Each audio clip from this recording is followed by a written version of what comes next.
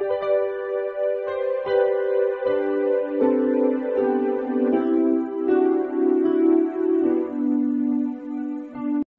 Students, প্রথমেই UK educational টিপসের পক্ষ থেকে তোমাদের সকলকে স্বাগত জানাই। ক্লাস 11-এর নতুন সিলেবাস ও নতুন প্রশ্ন কাঠামো অনুযায়ী 2025 সালের প্রথম সেমিস্টারের পুষ্টিবিজ্ঞান সাজেশন হিসাবে ইউনিট 1-এর অধ্যায় 1 খাদ্য, পুষ্টি, পরিপোষক এবং পুষ্টিবিজ্ঞানের সাধারণ ধারণা থেকে বেশ কয়েকটি ভেরি ইম্পর্টেন্ট কোশ্চেন অ্যান্সারের পার্ট 1 আজকের ভিডিওতে আলোচনা করা হয়েছে। সুতরাং স্টুডেন্টস, তোমরা ভিডিওটি শুরু থেকে শেষ পর্যন্ত প্রত্যেকটা প্রশ্নোত্তর গুরুত্ব সহকারে লক্ষ্য করো এবং তৈরি করে নাও। এগুলি তোমাদের সেমিস্টার পরীক্ষায় বিশেষভাবে হেল্প করবে। প্রথম আমরা দেখি বহু বিকল্প ভিত্তিক প্রশ্নোত্তর, অর্থাৎ মাল্টিপল চয়েস কোশ্চেন, সংক্ষেপে এমসিকিউ। প্রথম প্রশ্ন হচ্ছে দেহ পরিপোষক খাদ্য হলো। তাহলে এখানে দেহ পরিপোষক খাদ্য কোন অপশনটা হবে ভালো করে খেয়াল রাখো। শর্করা, খনিজ লবণ, জল, প্রোটিন, খনিজ লবণ। এখানে হচ্ছে কি শর্করা, প্রোটিন, লিপিড। অপশান সি হচ্ছে সঠিক অ্যান্সার। শর্করা, প্রোটিন, লিপিড, তিনটে থেকে আমরা ক্যালোরি পাই। এইবার হচ্ছে 2 নম্বর, নিম্নলিখিত কোন খাদ্য উপাদান দেহ সংরক্ষক খাদ্য? দেহ সংরক্ষক খাদ্য হচ্ছে এখানে খনিজ লবণ, কার্বোহাইড্রেট, প্রোটিন কোনোটি নয়। এখানে অপশান এ হচ্ছে খনিজ লবণের সঠিক অ্যান্সার, দেহ সংরক্ষক খাদ্য। এইবার আমরা 3 নম্বর প্রশ্ন দেখি। ক্যালোরিবিহীন খাদ্য হলো। ক্যালোরিবিহীন, যেখান থেকে আমরা ক্যালোরি পাই না। শর্করা, প্রোটিন, ফ্যাট তিনটে থেকেই ক্যালোরি পাই, ভিটামিন থেকে পাই না। অতএব অপশন ডি হচ্ছে সঠিক অ্যান্সার, ভিটামিন। খুব ভালো করে এগুলো তৈরি করবে। তন্তু জাতীয় খাদ্যের উৎকৃষ্ট উৎস হলো। তন্তু জাতীয় খাদ্যের উৎকৃষ্ট উৎস হচ্ছে শাকসবজি। অতএব অপশন বি হচ্ছে সঠিক অ্যান্সার, শাকসবজি থেকে আমরা তন্তু পাই। অর্থাৎ এবার আমরা পরবর্তী প্রশ্ন দেখি। পেয়ারায় উপস্থিত খাদ্যতন্তুটি হলো সেলুলোজ, লিগনিন, দুটি ঠিক, পেকটিন এটাও ঠিক। অতএব সবকটি, অপশন ডি হচ্ছে সঠিক অ্যান্সার, সবকটি। পরবর্তী প্রশ্ন হচ্ছে মানুষের শক্তি পরিমাপক যন্ত্রটি হলো। তাহলে মানুষের শক্তি পরিমাপ করা হয় কোন যন্ত্রের সাহায্যে? বম ক্যালোরিমিটার, বেনেডিক্ট রথ ক্যালোরিমিটার। এই অপশন বি হচ্ছে সঠিক অ্যান্সার, বেনেডিক্ট রথ ক্যালোরিমিটার। ভেরি ইম্পর্টেন্ট প্রশ্ন, খুব ভালো করে এটা মনে রাখবে। নেক্সট হচ্ছে 7 নম্বর, খাদ্যের শক্তিকে কোন একক দ্বারা পরিমাপ করা হয়? এটা তোমরা সকলেই জানো, আমরা খাদ্যের শক্তিকে পরিমাপ করি কোনটায়? ক্যালোরি এককে। অতএব অপশান এ হচ্ছে সঠিক অ্যান্সার, ক্যালোরি। নেক্সট হচ্ছে 1 গ্রাম কার্বোহাইড্রেট ও 1 গ্রাম ফ্যাট থেকে প্রাপ্ত মোট শক্তির পরিমাণ হলো। খুব সুন্দর প্রশ্ন, ভালো করে প্রশ্নটা খেয়াল রাখো, প্রশ্নটা বুঝে উত্তর দেবে। 1 গ্রাম কার্বোহাইড্রেট ও 1 গ্রাম ফ্যাট থেকে প্রাপ্ত মোট শক্তি, তার মানে 1 গ্রাম কার্বোহাইড্রেট থেকে যে শক্তিটা পাচ্ছি প্লাস 1 গ্রাম ফ্যাট থেকে যে শক্তিটা পাচ্ছি, টোটাল হচ্ছে এটা। তাহলে 4.1 কিলো ক্যালোরি। 4.1 কিলো ক্যালোরি আমরা সাধারণত পাই কার্বোহাইড্রেট থেকে, 1 গ্রাম কার্বোহাইড্রেট থেকে। 9.3 কিলো ক্যালোরি পাচ্ছে কোথা থেকে? 1 গ্রাম ফ্যাট থেকে। তাহলে এই দুটোর যোগফলই আমাদের অ্যান্সারটা আসবে। দেখি এখানে কি আছে। 8.2 কিলো ক্যালোরি আর 13.4, এই 13.4ই হবে। 3 হচ্ছে 4 আর 9 4 হচ্ছে 13.4 কিলো ক্যালোরি। অপশান ডি হচ্ছে সঠিক অ্যান্সার। খুব ভালো করে এটা খেয়াল রাখবে। এবার হচ্ছে 1 কিলোজুল সমান কত কিলো ক্যালোরি? 1 কিলোজুল সমান হচ্ছে 0.240। অতএব অপশান ডি হচ্ছে সঠিক অ্যান্সার। পরবর্তী প্রশ্ন 10 নম্বর, সুষম খাদ্যে কার্বোহাইড্রেট, প্রোটিন ও ফ্যাটের অনুপাত। ভেরি ইম্পর্টেন্ট প্রশ্ন, খুব ভালো করে মনে রাখবে। সুষম খাদ্যে কার্বোহাইড্রেট, প্রোটিন ও ফ্যাটের অনুপাত হচ্ছে 7:1:2। অতএব অপশান ডি হচ্ছে সঠিক অ্যান্সার। পরবর্তী প্রশ্ন 11 নম্বর, সঠিক জোর কোনটি? তাহলে এখানে দেখো, গাজর ক্যারোটিন, চাল জিয়াটিন, মাখন অ্যামিনো অ্যাসিড, আর হচ্ছে পেয়ারা পাইরুভিক অ্যাসিড। তাহলে এখানে সঠিক হচ্ছে গাজর ক্যারোটিন। অপশান এ হচ্ছে সঠিক অ্যান্সার, গাজর ক্যারোটিন। ভালো করে খেয়াল রাখবে। এইবার নেক্সট প্রশ্ন 12 নম্বর, নিচের কোন উক্তিগুলির কোনো বৈজ্ঞানিক ব্যাখ্যা নাই? খুব সুন্দর প্রশ্ন, ভালো করে খেয়াল রাখো। নিচের যে উক্তিগুলো আছে তার মধ্যে কোনগুলির কোনো বৈজ্ঞানিক বা বিজ্ঞানভিত্তিক ব্যাখ্যা নেই। রাতের খাবার হালকা হওয়া এবং দ্রুত সেরে ফেলা বাঞ্ছনীয়, এটা সঠিক। তারপরে হচ্ছে বিট গ্রহণে রক্তাল্পতা কমে যায়, এটা কোনো বৈজ্ঞানিক ভিত্তি নেই। তাহলে 2 নম্বর হলো কাঁচা পাউরুটি অপেক্ষা টোস্টের ক্যালোরি মূল্য কম, এটাও ঠিক নয়, এটাও কোনো বৈজ্ঞানিক ভিত্তি নেই। তাহলে 2 হলো, 3 হলো। 4 বলছে বেশি জল পান করলে হজমের সমস্যা দূর হয়, এটা সঠিক, তাহলে 4 হবে না। 5 হচ্ছে রাতের বেলা দই খাওয়া অনুচিত, এটাও একটা ভিত্তিহীন, অতএব তাহলে বৈজ্ঞানিক ভিত্তি নেই, বিজ্ঞান ভিত্তিক ব্যাখ্যা নেই। কোনটা কোনটা হলো তাহলে 2, 3 আর 5। তাহলে এখানে দেখো অপশনে কে কে আছে, 2, 3, 5। তাহলে প্রথম অপশনেই দেখো, অপশন এতে 2, 3, 5 আছে, অতএব অপশন এ হচ্ছে সঠিক অ্যান্সার। খেয়াল রাখবে নতুন ধরনের প্রশ্ন এগুলো তৈরি রাখবে, নতুন প্রশ্ন কাঠামো, এইভাবে প্রশ্ন আসবে তোমাদের। এবার হচ্ছে 3 নম্বর, চকলেট, আইসক্রিম, পটেটো চিপস হলো, তাহলে এটা কী ধরনের food? Balance food, fast food, standard food, junk food, এটা হচ্ছে প্রত্যেকটাই জাঙ্ক ফুড, অপশান ডি হচ্ছে সঠিক অ্যান্সার, জাঙ্ক ফুড। এবার নেক্সট পরবর্তী প্রশ্ন হচ্ছে মধুমেহ আক্রান্ত ব্যক্তির নিচের কোন কোন খাদ্য সমন্বয়টি গ্রহণ করা বিপজ্জনক? খুব সুন্দর প্রশ্ন। মধুমেহ ব্যক্তির হলে পারে সেখানে কি কার্বোহাইড্রেট খাদ্য বেশি পরিমাণে খাওয়া যাবে না, তাহলে প্রথমেই দেখো রুটি আর গুড়, দুটি কার্বোহাইড্রেট জাতীয় খাদ্য, অর্থাৎ এই অপশান এ হচ্ছে সঠিক অ্যান্সার।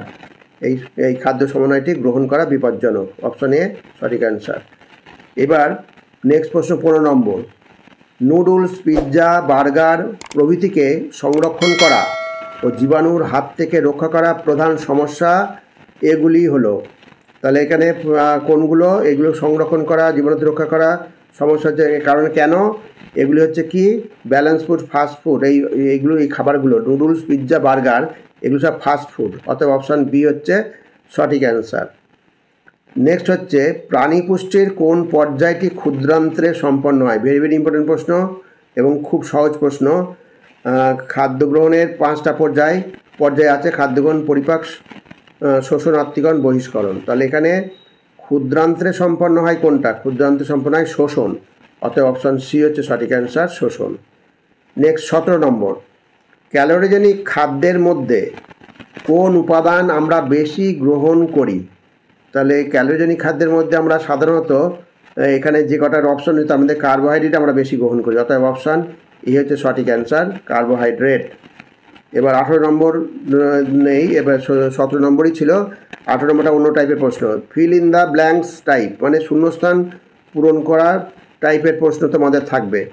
এখানে খেয়াল রাখবে খাদ্যের মধ্যে ড্যাশ স্থিতিশক্তি হিসাবে আবদ্ধ থাকে, পরিপাক ও শোষণের পর কোষস্থ খাদ্যের জারণের ফলে স্থিতিশক্তির ড্যাশে মুক্তি হয়। খুব ভালো করে এই সেন্টেন্সগুলো পড়বে, পড়ে তো আবার বুঝে উত্তর দেবে।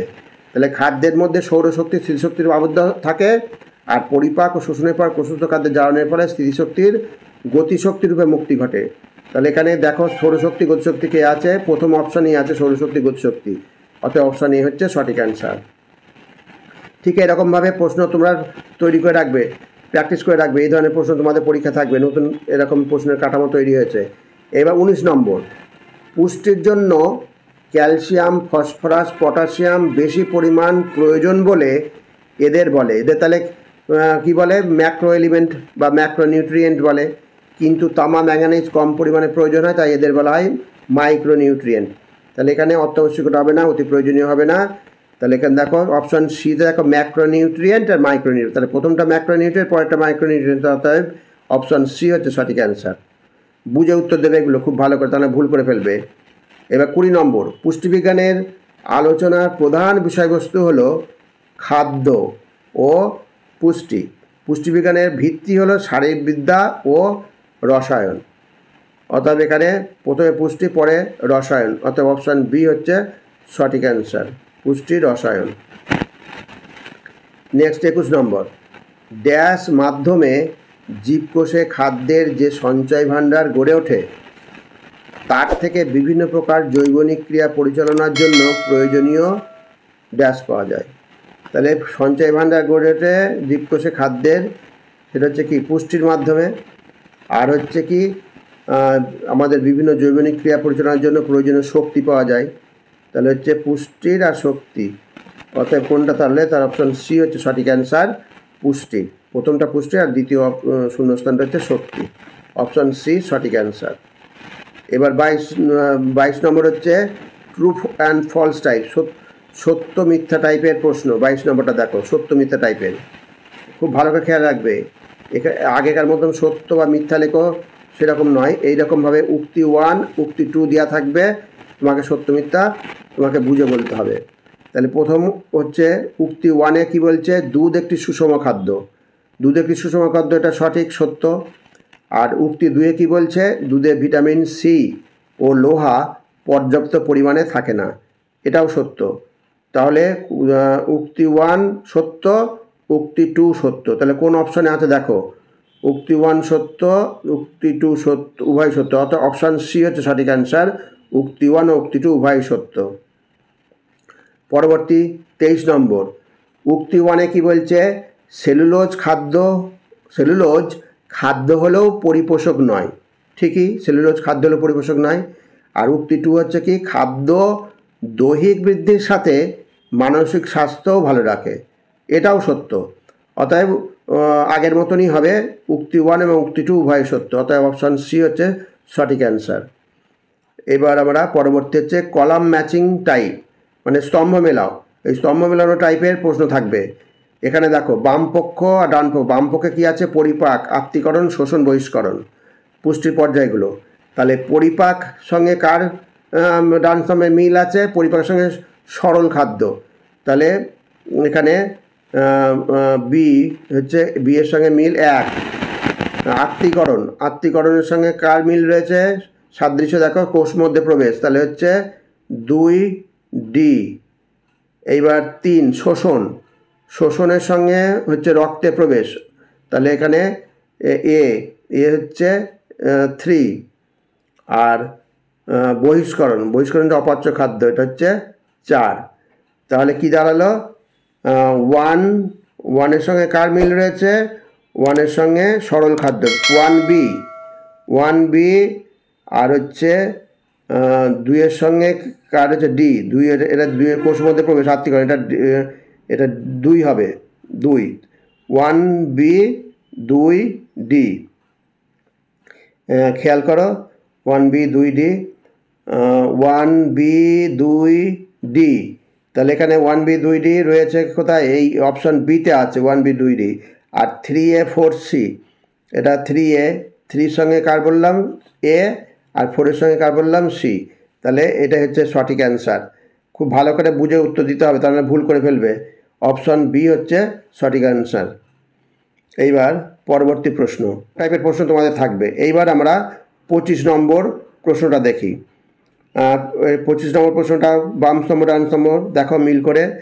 প্রোটিন বাঁচোয়া খাদ্য, খুব ভালো প্রশ্ন। প্রোটিন বাঁচোয়া খাদ্য, যদি তুমি না জানো কোন খাদ্যকে প্রোটিন বাঁচোয়া খাদ্য বলে, তাহলে তুমি অ্যান্সার করতে পারবে না। কার্বোহাইড্রেটকে বলা হয় প্রোটিন বাঁচোয়া খাদ্য। তাহলে প্রোটিন বাঁচোয়া খাদ্য হচ্ছে কার্বোহাইড্রেট। তাহলে কার্বোহাইড্রেটের 1 গ্রাম কার্বোহাইড্রেট থেকে কত পরিমাণ শক্তি উৎপন্ন হয়, 4.1 কিলো ক্যালোরি। তাহলে 1-এর সঙ্গে বি এর মিল, তাহলে বি হচ্ছে কত, এই 1-এর সঙ্গে বি এর মিল, ভালো করে খেয়াল রাখবে। 1-এর সঙ্গে কার মিল হলো, বি এর মিল, তাহলে বি হচ্ছে 1। এইবার স্নেহ জাতীয় খাদ্য থেকে 1 গ্রাম স্নেহ খাদ্য থেকে কত পরিমাণ শক্তি উৎপন্ন হয়, 9.3। তাহলে 2 হচ্ছে ডি, 2-এর সঙ্গে ডি এর মিল রয়েছে। আমিষ জাতীয় খাদ্য থেকে 4.1, তাহলে হচ্ছে 3-এর সঙ্গে 1-এর মিল, তাহলে এটা হবে 3। আর হচ্ছে খনিজ লবণ পেশি সংকোচন, অতএব এইটা হচ্ছে 4 তাহলে এখানে দেখে নাও, 1-এর সঙ্গে কার দেখলে, 1-এর সঙ্গে দেখলে বি 4.1, তাহলে 1B 2D, 1B 2D। তাহলে সি এ দেখো 1B 2D আছে। হ্যাঁ, এই দুটো মিলে গেলে পরে দুটো মিলতে বাধ্য, কারণ এখানে 1B 2D কোনোটাই নেই। শুধুমাত্র সি এরটাই আছে। 3-তে আমরা কী করেছিলাম, 3-তে করেছিলাম 3-র সঙ্গে এ দেখো 3A, আর 4-এর সঙ্গে কী করেছিলাম সি, দেখো 4C। অতএব কী দাঁড়ালো, অতএব অপশান সি হচ্ছে সঠিক অ্যান্সার। খুব ভালো করে এগুলো দেখে বুঝে তোমরা রেডি করবে। স্টুডেন্টস, যে প্রশ্নগুলো দেওয়া হলো প্রত্যেকটা কিন্তু ভ্যারাইটিস টাইপের এবং ভেরি ভেরি ইম্পর্টেন্ট প্রশ্ন। এগুলো তোমরা খুব ভালো করে প্র্যাকটিস করবে, তাহলে কিন্তু অ্যান্সার করতে পারবে না। যাক স্টুডেন্টস, ভিডিওটা যদি ভালো লাগে অবশ্যই সাবস্ক্রাইব করো, এর সাথে একটা লাইক দিও এবং তোমার ফ্রেন্ডসদের মধ্যে ভিডিওটি শেয়ার করো। তাহলে স্টুডেন্টস আজকে এখানেই শেষ করি। তোমরা সকলে ভালো থেকো, সুস্থ থেকো। Thank you very much.